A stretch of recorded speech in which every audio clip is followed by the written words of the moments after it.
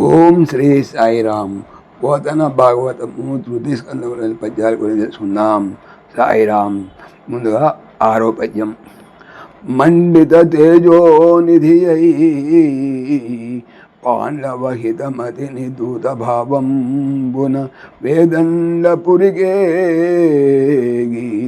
కురుకుల మండనుడగు ధాతరాష్ట్రు మందిరమునగున్. మండిత అలంకరింపబడిన తేజస్సునకు నిధి అనివంటివాడు అయి పాండవులకు హిత మేలు మతిన్ చేయు ఉద్దేశముతో దూతగా భావమునన్ పనిచేయుచు వేదండపురి హస్తినాపురము కిన్ ఏగి వెళ్ళి కురు కౌరవ కుల వంశమునకు మండనుడు అలంకారము అగు అయిన ధాతరాష్ట్రు దుర్యోధనుని మందిరమున్ భవనము భావము. తేజస్సు అనే నిధిని భూషణంగా కలిగిన వాడై ఆ గోవిందుడు పాండవుల మేలు కోరి రాయబారి బాధ్యత స్వీకరించి హస్తినాపురానికి వెళ్ళాడు.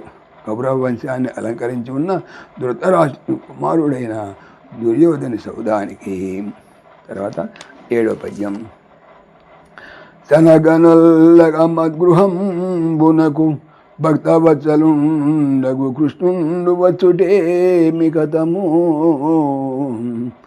నాకది ఎరిగింపు కరుణతోడనుచు విదురుండు మైత్రేయునడిగేనని నా శనగన్ వెళ్ళుటకు వల్లక ఒప్పుకొనక మా యొక్క గృహం ఇంటి ఈ భక్తులందు వసలుండు వాత్సల్యము గలవాడు అగు అయిన కృష్ణుడు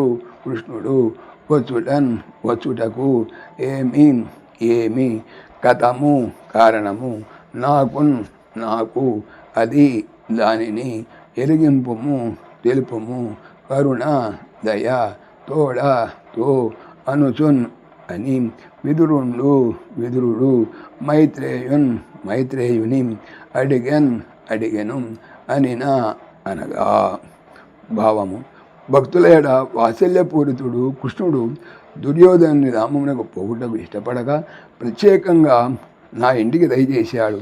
ఇట్లా రావడానికి కారణం ఏమిటి? దయచేసి ఇందులో ఉన్న రహస్యం నాకు విప్పు చెప్పు అని విదురుడు మైత్రేయుని అడిగాడు. సాయిరామ్.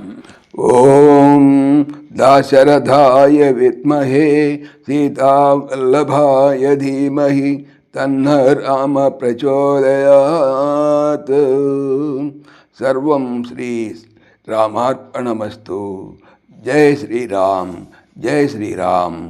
ఆత్మీయులకు మనవి, ఈ ఛానల్తో పాటుగా అనంత మహిమల శ్రీ సత్యసాయి అనే ఛానల్ మరియు లెవెన్ భగవద్గీత లైవ్ గీత అనే భగవద్గీత ఛానల్ను స్వామి నా చేత చేయించున్నారని మనవి చేస్తున్నాను.